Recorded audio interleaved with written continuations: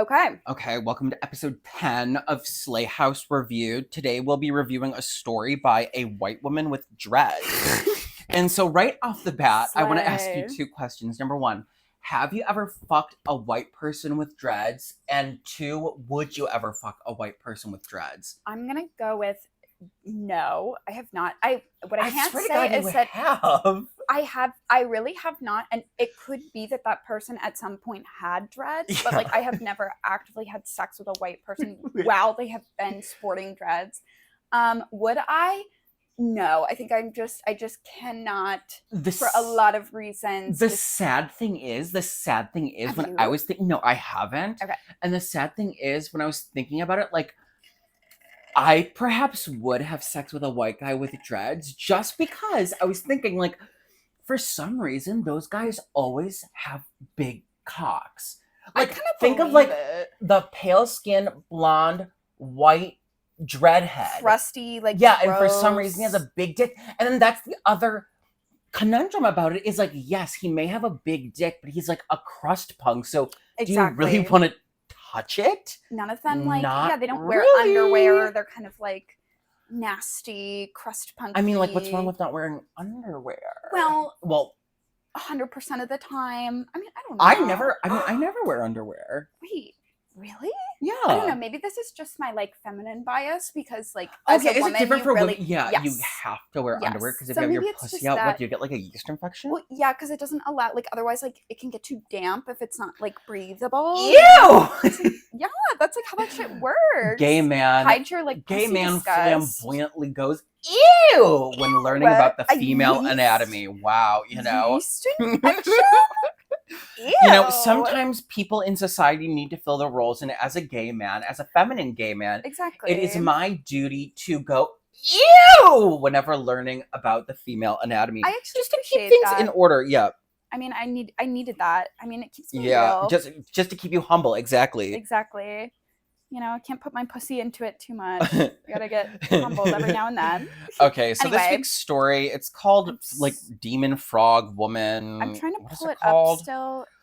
Yes. And it's by a white woman with dreads. Her name is Olga. And the other thing about this story is it is a work of literary translation from Polish. And so everybody in this story has a very complicated Polish name.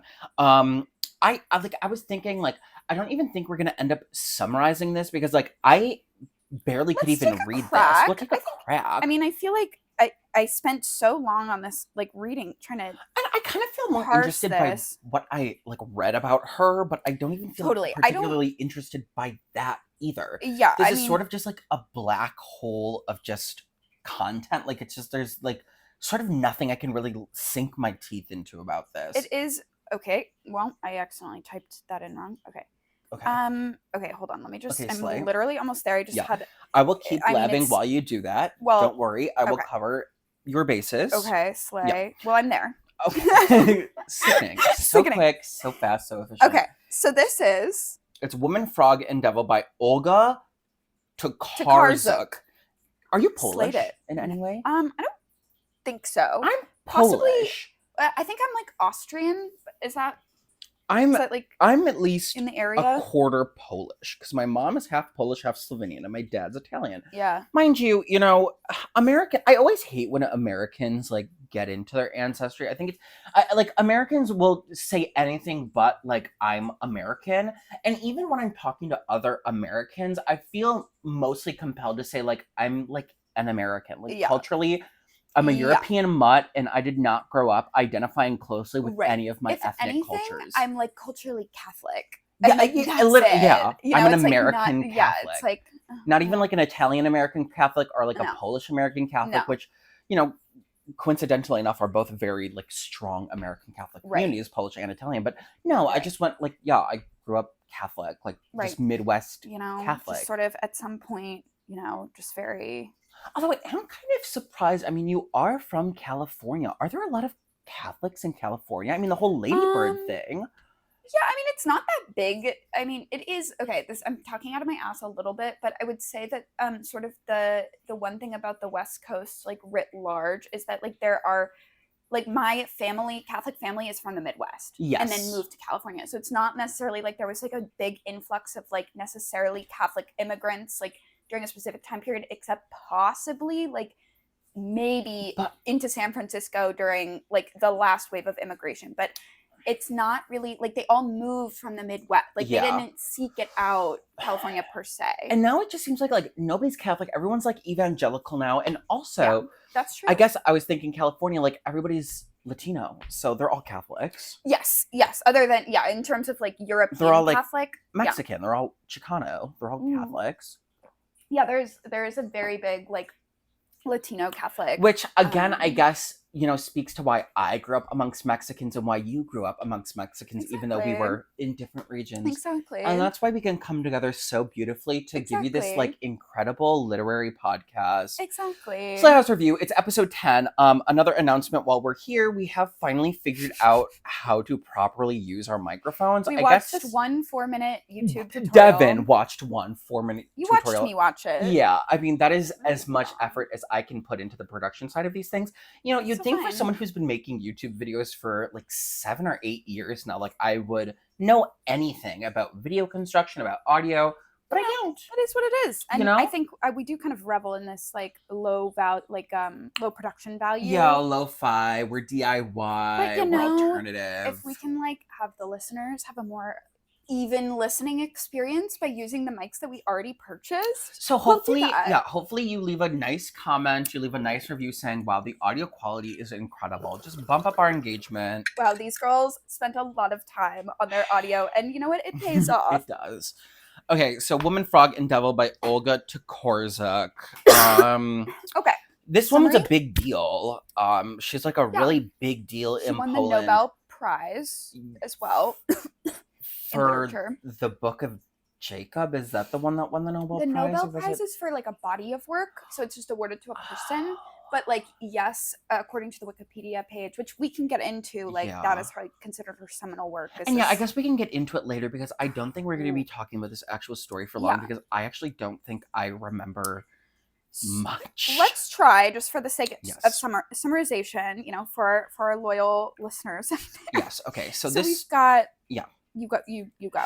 So let's call the protagonist or the anchor character, let's just call him Mike. His name is like Meeksla. Meeckzysl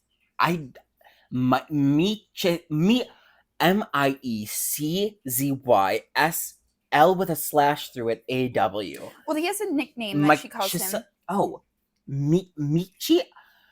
I can't do it. I'm sorry. I'm sorry. I'm just gonna call him Mike. Okay. I understand colonization. I understand like assimilation. But listen, like when we colonized Poland. Like I am like ostensibly like Polish American. I had my grandparents didn't want to teach my mother Polish or me Polish. Like, so this happened to me kind of. That's true. So I feel like I have the authority to call this character Mike. I think you should. Yeah, let me struggle. Yeah, I'll just continue to struggle. Yeah, and I will continue to call it. So Mike's a little gay boy, and he has kind of like an Andrew Tate father. But it's like the 1800s in Poland, or like the turn of the century, like the 1900s. It's like the 1910s. Like, what is this? That's a great question. I would say probably somewhere in the early 1900s. Yeah, because isn't it?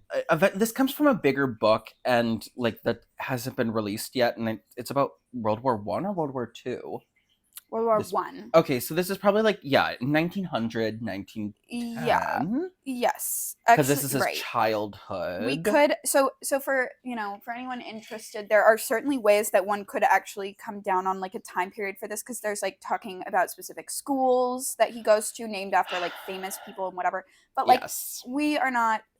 We don't really. I don't have the bandwidth, and frankly, this did not grab me. I did not enjoy this enough to really sink my teeth into those details. So but allegedly this woman's just an incredible author. She won the Nobel Prize. But yes, a little gay boy. It's like 1900, it's like 1910, it's 1905.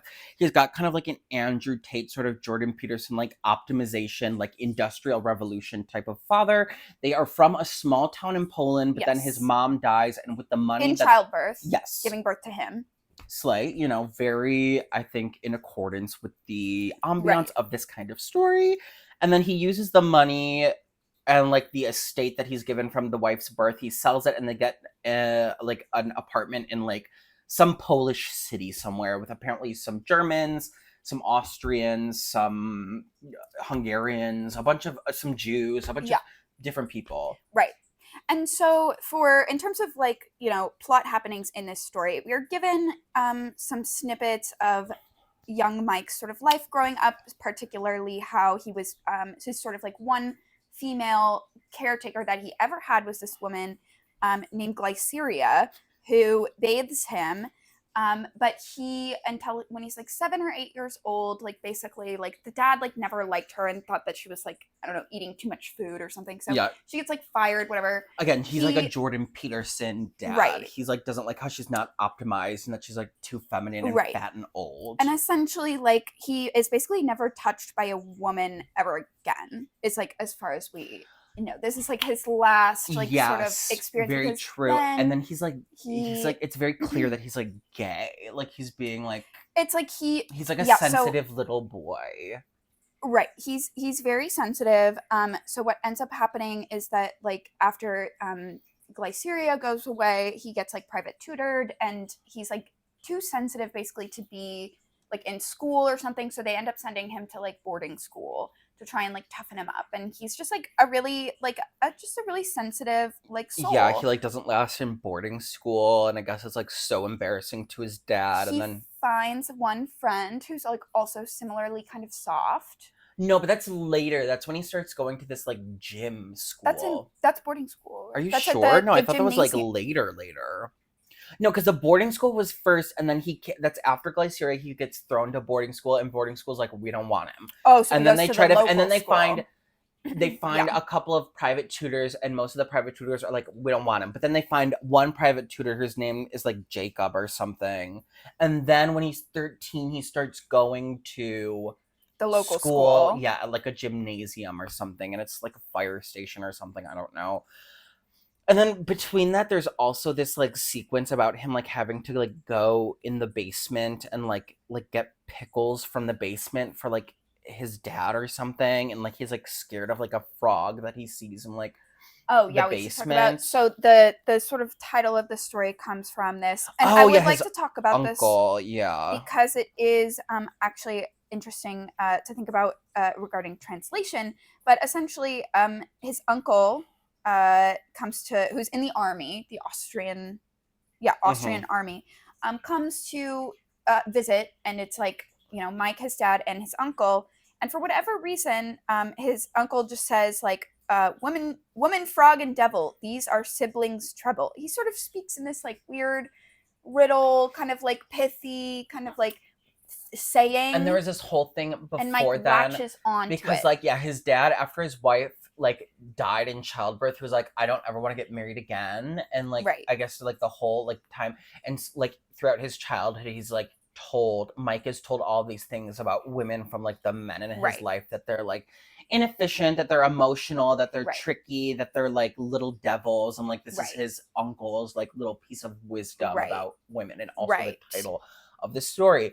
And he puzzles over this because he's like, I don't really see Glyceria, this woman who bathes me, as that, except like maybe I guess she's kind of fat. She's so she fat could look like a toad. Yeah. It's like, okay, so like, he's puzzled by this, but we know he's a sensitive boy, so we feel, he's resistant to this idea. But he doesn't want to go in the cellar because he's afraid of like frogs like contaminating the pickles or something. He like keeps imagining this sort of like thing that his uncle said is sort of stuck with him. Yeah, and then he like in the middle of the night, he like stumbles in the bathroom and like looks at his uncle's like penis, and I was like, again, this stuck out to me because it's that thing like I don't know what it is about authors of literary fiction when they're writing stories about little gay boys, they have to make them attracted to like an older relative, and like it's nothing is said. It's not explicit that he's attracted to his uncle, but it's like, why are we having this moment of this child like lingering on the sight of his uncle's cock? Like it's like again, like truly, like do we like I don't know why this is such a consistent but since you scene in like the like depiction of gay childhood by like a certain kind of acclaimed author, like a Yes. certain archetype of author. And This since always you've pops brought it up. up, I have been like noticing it more and more, and it's like you're absolutely true. Like It's absolutely I true. feel like I did Absolutely right. not have that experience as a gay child, like wanting to see my like male relatives' penises. Yeah, Like I no. I mean, I can't even like think of a other similar. little boys, sure, like that were like my age when I was a kid, like being at like Catholic Yeah, school and and like like a peeking curiosity over the thing too. like, but I don't know why this always pops up in depictions of sensitive little boys where they're Right. like vaguely lusting or like observing in sort Yeah, of that's like so in a true. childishly erotic way, like the penises of relatives and older men. Maybe it's some Freud thing. Well, this bitch loves Jung, you Yeah. know. Yeah. That's another thing about this woman. She has dreads and she loves Carl Oh, Jung. she's a psychologist, like a Oh yeah, and PhD she's in like psychology. she's like a psychologist So it's too. like, oh, so it's definitely like a reference to Oh, like that. you're right. Oh, These this are like yeah. images. These are like Jungian images. I don't like this author. Yeah. The thing is though, I feel like I would pick up this book. For some reason I feel like I would want to read this. It But is- I didn't like any but the thing is I didn't like any of it, so I don't know why I'm even fucking saying Yeah. I mean, there's something about the sort of like world building that is kind of like interesting, sort of like it's you can tell it's constructed well, but And the thing is, though, while I was reading this, I was like, this really feels like the antithesis of last week's story, where I felt like the more sort of like specific details I got about the world and the people last week, it was compelling. It was Right. fun. Every new detail grabbed me in further. Whereas with this, every new detail I got, it felt like my eyes were just glazing over more and more, and it was like slowly dissociating the more I learned about this. I was just like, okay, whatever. It's Also, like 1900 and he's gay. Like I don't care. The thing is, it reads pacing wise like a novel. You are instantly clued into the fact that this is a novel excerpt and not a short story, which is like, you're right. And you I know, think that that's also subliminally turns us off because we are, like you know, we're trying to read a short story here. I mean, it is, and that is, I guess, my one critique about this, and certainly as I understand, like that you really can't get novel excerpts published anywhere unless you have to shoehorn them in as a short story. But it's like the pacing is totally different. This is entirely exposition. There is pretty much no scene at all. I mean, there is like hints of the scene maybe at the end when he has to drink the like duck blood soup, which I thought was like the one part of this that was a little bit interesting. Yeah, and because it's also the only scene that we get. Otherwise, we get like of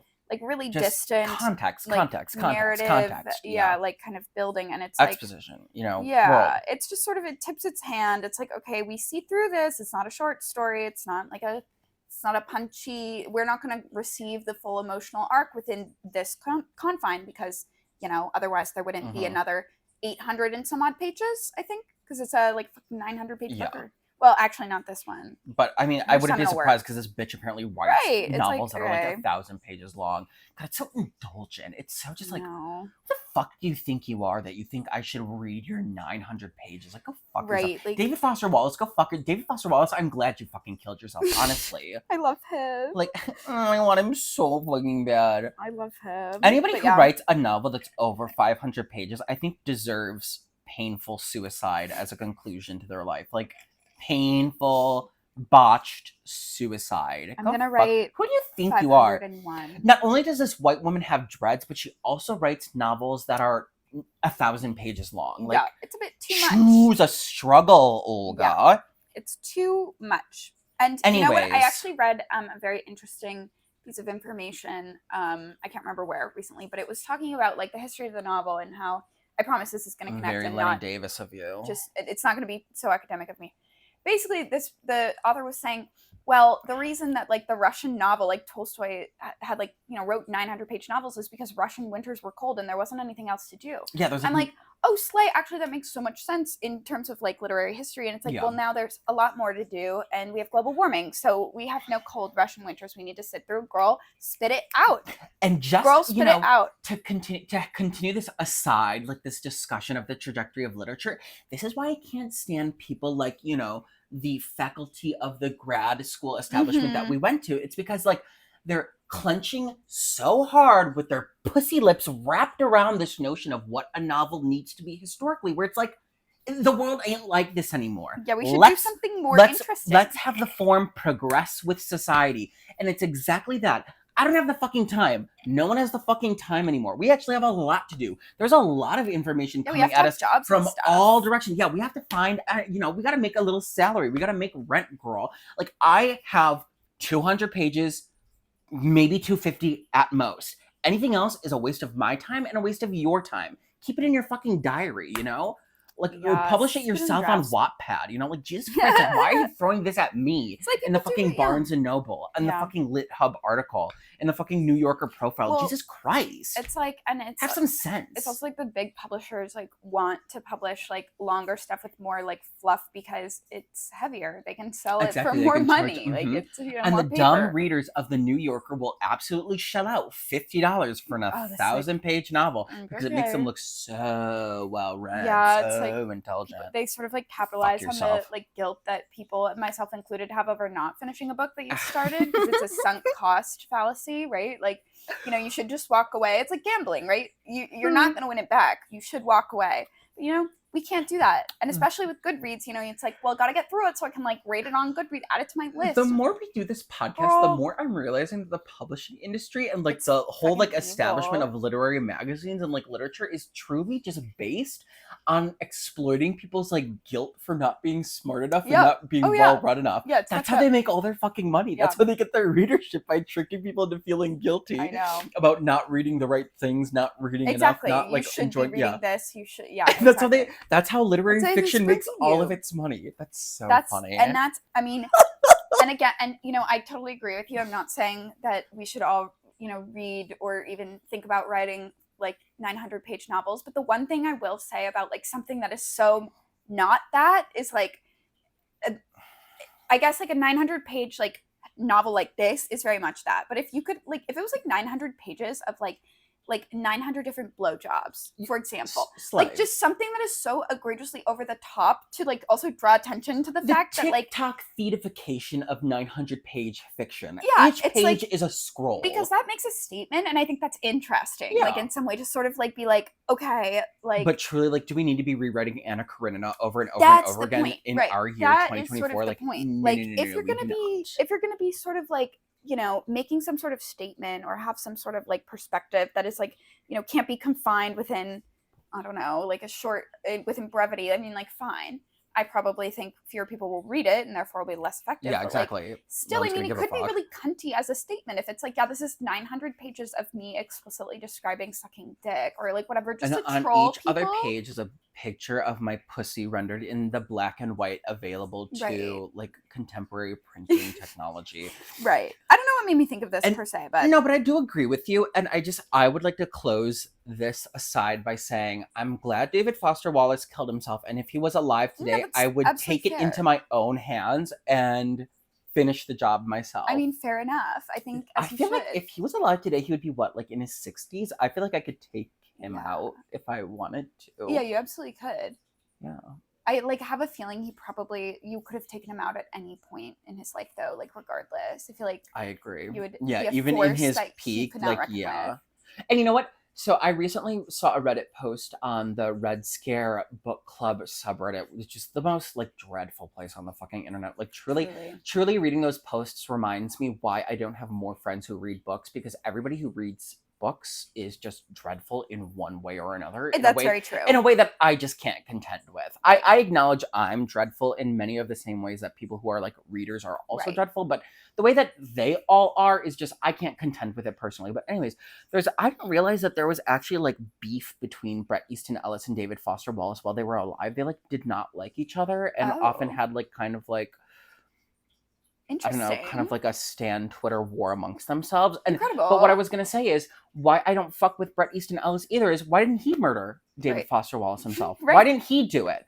I'm gay. I'm just like Bret Easton Ellis. I have this, impulse to murder David Foster Wallace. He actually had the opportunity and Right. he didn't go through with it. Yeah, So he's not that's serving so cunt the right. way that he needs to be. You know what Okay. that reminds me of? That story, the story that we read when the guy calls and it's like, I'm gonna kill, or the wife calls and it's like, I'm gonna kill your husband, And the other wife picks up the cheating thing. Oh, yeah, and yeah, she's yeah. like, okay, well, what does that have to do with me? If you're going to yeah. kill my husband, go Just kill do him. it. Yeah, exactly. Yeah, like, bitch, go kill him. Yeah. You know?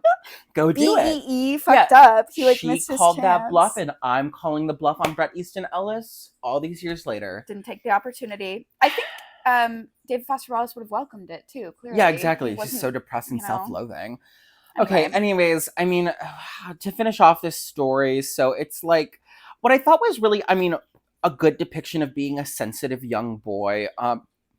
His Jordan Peterson father, like, wants him to, like, be interested in math and science once he starts going to this public school. But he's, like, interested in Latin. And, like, another, like, sensitive older man faculty, like, kind of takes him under his wing vaguely and, like, gives him this book in, like, Latin. But then he can't read it. So the faculty member, like, the teacher, I should just say, gives him, like, a translation. And he, like, loves this, like, Latin translation book, which is also interesting because this is itself is a work of translation. But then continuing on, then, like, his uncle, like, visits again, and, like, he has to, like, eat this duck blood soup, and the duck is, like, slaughtered by his uncle. This is, like, a separate dinner from the one that was depicted earlier. This is a separate visit from the uncle. This is at the end of the story. And the sensitive young boy, Mike, is, like, very distraught thinking about how this, like, duck was slaughtered. And I was like, yes, this also checks out with me. When I was a sensitive young boy, I was very, like, perturbed by the idea of, like, little animal being slaughtered to be eaten.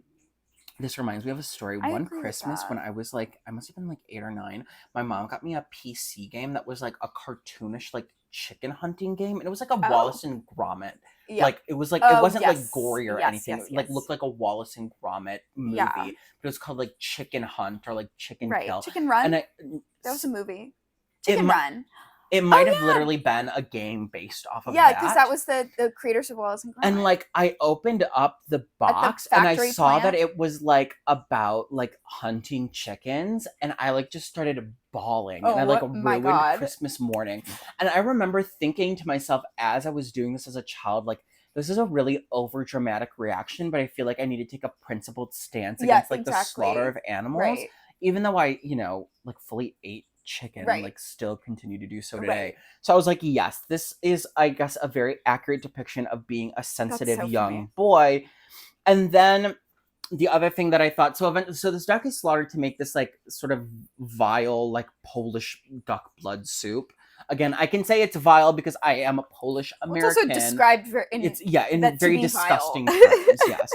Thank you. And then while he's, like, trying to force himself to eat it, he acknowledges that this is sort of like an unspoken test by the real men, all the adult, like his tutor, who's, like, a real man, his Jordan Peterson father, and his army, like, strapping army uncle. And they're, like, not stopping to watch him eat this soup, but he knows internally, like, they are waiting to see if he'll eat it or throw a fuss about having to eat this soup, because it'll either show that he's a whiny little gay boy bitch, or that he can control his whiny little gay boy bitch impulses and just eat the soup like a real man. Right. And this also felt, again, like an accurate internal experience of a sensitive young boy. And even as not a sensitive young boy, but just, you know, sensitive child, like, this feels, like, very accurate to me. Like, it rings. It's really also sort true. of a Catholic thing, I would say, as well. Like, can you just suck it up? You know, put it away, like, you know, and then feeling so, like, revolted by what you have to do about it, that it's, like, sort of the. And I was going to ask you, do you feel like there were any experiences where you had to prove to your family as a child that you weren't, like, a dyke? Because you're not, like, a all dyke the time. dyke. All the time. Like, I mean, it was always, like, the Easter dress. Yes. It was like, I mean, it happened, like, probably multiple times a year with the same fucking battle every fucking time. Like, it was going to be this big thing. Was I going to disappoint my mother? Was I going to just suck it up and wear the dress? Was I going to, you know, feel, like, really awful about myself for the whole day? Was it worth it? You know, it's like, oh my God. Or my mom had, well, ironic now because I have bangs again, but my mom, I had bangs and I hated them because she would always, like, put my hair up and, like, get a little big. So I just cut them off, and that was a big thing. And then, of course, I suffered the consequences because I had to grow out. But anyway, I'm so proud of you that you're just able to whip that straight out of your pussy. Oh yeah, I was like, I'm done with this. I literally just was like, well, bitch gonna be that way. Then Yeah. I took the scissors into the bathroom and did it. I And I tried to hide the hair too. My mom noticed. She found it only because she obviously saw it on my face. I truly wish I had enough cunt growing up that I could be openly rebellious towards my parents, but I was perhaps a little too sensitive to be that insolent towards That my was mother. pretty much like the worst. I mean, that was the peak of it. you Yeah. know, after I turned like 9, 10, it sort of slowed down, and I got That's really when anxiety sensitive. enters the Yeah, picture. exactly. Yeah. And then like that's where the story ends. He eats this soup. Yeah. And then it actually ends. He's like fantasizing about like living in Roman times, which again, Right. gay boy. And I'm sure the rest of this novel is about the fact that he's a fag. But the rest of this book is like, it's called, we Googled it and we were sort of gagged. It's called the Impusium. And then the subtitle is a sanitarium horror story. Yeah. What is it called? A health resort horror story. So it's like, I don't know. It's like that A stupid. sanitarium before World War One. It's okay. So we were correct. Yep. Students suffering from tuberculosis. Yeah. So it's like a whole thing. And Oh, I was he like, arrives. It's called William Optit's Guest House for Gentlemen, a health resort in now Western Poland. and you know this what? is a gay book. Oh, and you Gay. know what? Another timely thing linking this all together. Catholicism, Yeah. you know, a retreat clubhouse for men. What but Pope Francis saying he's not going to let any more gay men into the convent because of all the faggotry. It all comes together. It's so, you know what? I was thinking like Deborah Treisman. I was thinking Deborah Treisman was being a little bit lazy about this, but Deborah Treisman was kind of playing 4D checkers with us. Yes, she was really was. You know, let's tie in all of the like aspects of the zeitgeist right now. Absolutely. Let's give it to the girls. That's incredible. Okay, I will say, I actually kind of want to read this. I'm reading more about the book. I know. now. I think as much as I really did not like this, I think I actually will. Are we talking pick this ourselves up. into picking up? I mean, she did win the Nobel Prize. It's like there must be something there. I don't know. I'm kind of into the.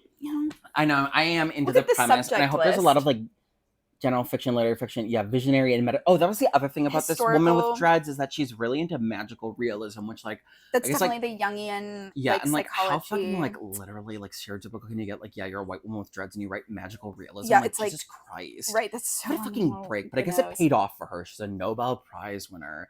If only we could all be. I was thinking when I was preparing for this episode in my head, I was like, Deborah Treisman really is like kind of an evil cunt.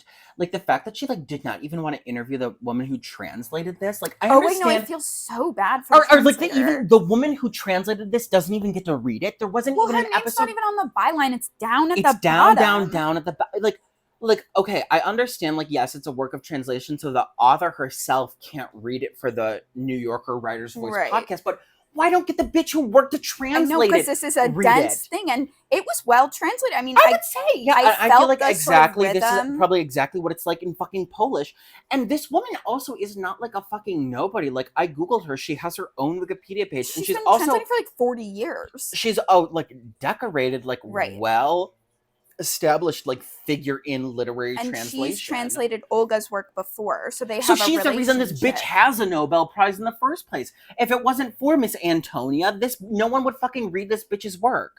Sorry. I mean, which is true because unfortunately to like enter the English market, like it has to be. To do that what am I going to do? Learn Polish? Sorry, my grandparents wanted to assimilate and they didn't teach me Polish. You know, like it's like so. Yeah, Antonia Lloyd-Jones, or Antonia, did a fantastic job, and I think she deserves to be recognized. And yeah, she does like all of Olga's books, and Deborah Treisman does not see this as, you know, worthy of any sort of acknowledgement or praise or interview. She couldn't have done like 5 minutes on like the process of literary translation or what it's like. Which is so interesting that people don't know anything about. And like I didn't until like I literally took a class on it this year and was like, oh, there's so much interesting shit about this. I've always thought it was incredibly interesting, the process of literary translation, like what it means to be a translator, and like the intricacies that go into adapting someone's work. It's, you know, I mean, anybody who's listening to this, maybe you all don't like get the jush about literary translation. It's not literal translation. You have to, you can't like use Google Translate. Your language, capture the essence of what the book is like in the native language. This I thought, and I was looking up to see if I could find anything about the original Polish. I could not find anything anywhere. But how the translator translates the rhyme of The central to this entire story, right, which is called Woman, Frog, and Devil or whatever, this line from the uncle, Woman, Frog, and Devil, these are siblings treble, which she made it sound like a spell, you know, like double bubble, toil, and trouble. I mean, it's literally Macbeth. Like this is, it alludes to fucking Macbeth. And if she, which I would imagine Olga wants to explore this Jungian like imagery, whatever, like whatever type of But that is hard to do, because how do you get the right literal words to also have a similar rhythmic effect? Like, that is really difficult. And Deborah Treisman thinks it's a whole load of horseshit. Like, she thinks that Antonia should kill herself, basically. She thinks that, like, she should have just used Google Translate and might as well have Deborah Treisman literally thinks that Antonia has been using Google Translate her whole entire career. Right. 40 years of using Google Translate. So slay.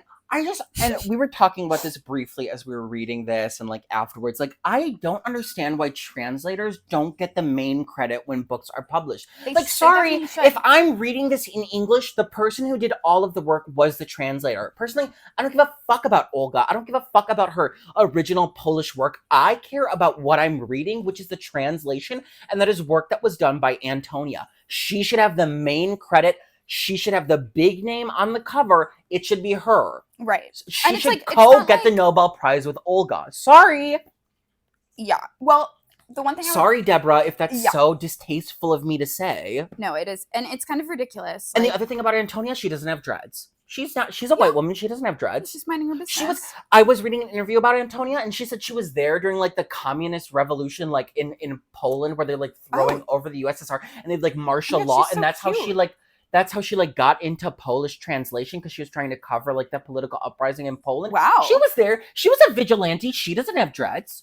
She's a white woman. She very well could have dreads, given her personal history, but she chose not to have dreads. Right. But that's not good enough for Deborah Treisman. Deborah Treisman wants her to kill herself. Well, there's interviews with her, out there in other outlets. I guess we should drive people away. And that's the thing I don't understand. I would totally get it if she was just a nobody. This was like her first work of translation. Sure, then maybe don't interview her. But she's an established figure in this field. And she's interview her. Give her the 5 minutes that you give every other fucking author. It's not like it takes you like more than 10 minutes of thought, Deborah Treisman, putting together these interviews. You could have done it for this woman who speaks English. You could have asked her to record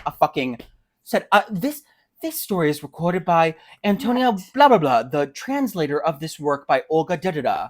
Exactly. Well, at least they had her in the photo op for the Booker Prize. Oh, slay. Good for her. So at least she's getting recognized. And there's Olga with her fucking dreads. And I would say actually that she's cuntier than Olga. Absolutely. I actually think she is kind of serving cunt. I would add her. This picture of her. Is she shrine worthy? I would say yes. Maybe hair goals. Actually, yeah. And wait, she kind of is serving like lesbian. Like, really, she's kind of serving Devin lesbian. Yeah, she really is. Okay, maybe I will. Would you date her? I think so. Yeah. Well, would you date an older woman? Maybe. Depends on how much older. Have you ever dated an older person? Have you ever had sex with an older person? Like older person. Like, let's say I think the biggest 40 age... and above. No. High 30s. Never. I think I've had sex with someone above the age of 40, but I've never like dated. Yeah, anybody. I have. Yeah. Huh, that's so interesting. I just feel like they'd miss a lot of my references. And I feel like the kind of old person who would be into dating, like, I mean, let's loosely call ourselves intellectuals here. I feel like they wouldn't be into our flavor of that archetype where we're like snarky and sort of, like we're a little irreverent. cheeky. I think they would think that we're like unserious, frivolous. Yeah, immature. They would be more interested in the kinds of people that were in our cohort at people who are just more serious. Right, exactly. Establishment. Right. Yeah. And we're just a little we're just like frivolous. We're a little too cunt for old people. Old people can't necessarily handle our pussy, or at least our flavor of pussy. They can't really hang. Okay. I mean, I was going to say I kind of feel bad that this turned into like a dunk fest on this woman and Deborah Treisman, but no, I don't feel bad about that at all. I really feel like I'm defending Antonia, but I'm sure if she listened to this, she would say like, this person is a piece of shit and he should kill himself. Right. I think Antonia would be really insulted that I'm like saying these things about Olga. I feel like she would, but then part of her would be like, because it's like, Always I the would say, bridesmaid, never the bride. Like there's some part of you, girl, that wants to, lash back out, that wants to be top dog for just once, exactly, like you would just think, once. You would think that these people would they must have this feeling of like, I'm doing all this like incredibly demanding work. Right. Hours Literary and hours. translation is hard work. Right. And it's I a get different nothing. thing, and you can't compare it to writing something organically, or writing something in your native language. It is a different mental process to create something and compose in a language, but it is totally different and equally as challenging to do so, like to take something in, internalize it, understand it so deeply that you are then able to output it in a different form. In a completely different language, we can't say that one is like easier than the other. Like, and I mean, I do think writing is easier than literary translation. Yes. If anything, it's that. Yeah. But we can't say that translation is easier than writing, because I feel like that's just simply not true. I think it's simply not true. And it's like, truly, like, why can't she have a prize? Why can't Antonia get her own prize? Why does her prize have to be always in the photo with Miss Dreads getting the Booker Prize? Right. Miss Dreads getting the fucking Nobel Prize. Why can't she have her own prize? I think we just identify with her. You know what the other thing I will say is it seems like there are two main translators of Olga's work. Mm-hmm. The other one also looked cunty. She was like kind of a tall, tan, like skinny blonde woman. Did you see that photo of her? It's on the Wikipedia page. Okay, of Olga's Wikipedia page? I think so. Okay. I will say she does look, dreads and all, she does look pretty well preserved for 60. Micro bangs. What the fuck is going on? It's very like that trans woman that does The Matrix, whatever their name is. Wachowski. Oh, yes. Micro bangs and dreads. Yes, I mean, it's very that. Yes. I don't understand that choice of like I don't either. Vibe from woman. No, wait. Oh, slay! Yeah. Oh my god, cute! Yo, why is her other translator also pretty cunty? Oh god, more she's cunty. Really cute. Look at her. And I really want to inspire these women, like, write your own novel, Yeah. Take your own prize. Maybe like it's your turn to just step into it. Maybe Olga can try translating your work, and then she'll understand the misery that she puts all these other people through. Okay, let's see. Oh my god, she's so cute. Oh my god, she's cute. Oh, she is cute, is she? Oh wait, she's American. Oh, and she's autofiction. Oh, she has. Oh, we found another one. Another Kathleen Hale. Jennifer Croft. Okay, cunty name. Oh my god, and Spanish. She's Argentinian and Ukrainian. Oh, she was awarded the Man Booker International Prize. So she does get her own prizes. Yeah, okay, great. For autofictional memoir, Homesick. I wonder if it's about how much she hates doing literary translation. That'd be so fun. That would be so incredible. Okay, I've got to download her book. Let me just add her name to Google. Okay, slide. And she grew up in Tulsa, Oklahoma, cunty. Wait, so incredible. Oh, she's got her MFA from Iowa in translation. Oh, good for her. She's a Fulbright scholar. Oh my god, she probably lives here in Chicago. She probably is Chicago-based. She's a PhD at Northwestern. Did she teach at Northwestern? She must. Well, maybe not. Maybe not. But anyways, I checked the time at 11, so we might have been. We might be around time. Do you have anything else to say? No. I would give this excerpt I was gonna say 1 out of 5, but I think I would actually give it a 2 out of. No, I would give it a 1 out of 5 for the excerpt that we read. I would give it a 1 out of 5, but also with that 1 out of 5, the condition that I am interested in picking up this book. I actually think that's totally fair. I think for me, I would probably give it a 2 out of 5, just because for whatever reason I'm a little bit more compelled. Tends to be the case. I'm always less harsh, but I agree. I'm interested. I do think it is interesting that, as similar as we are, we do kind of have different tastes. A little bit. There's some variations. We do. I can appreciate, I think, the craft behind it. Not that you can't, but I'm saying that's why this with me, it's like I can acknowledge it, but I like just at the end of the day, I don't care. Yes. And that's why I think you're more suited towards academia than I ever was, because you care about these things. Like it's interesting to you. Yeah. Whereas with me, I can understand what's going on, but like I don't care. Right. I don't care. Right. Which is why I think the only reason I wouldn't give it like a 1 out of 5 is like not because any of the storyline compelled me, but because the craft aspects. There is it's like interesting, and it's like Antonia's work is respectable. Right. So anyways, thank you so much for tuning in to episode 10 of Slay House Review. We will see you next week. Do all the podcast things, leave a comment on this video, leave a review, leave a rating on whatever you're listening to. Help us out, girls. We're growing. We love you. Mwah. Goodbye.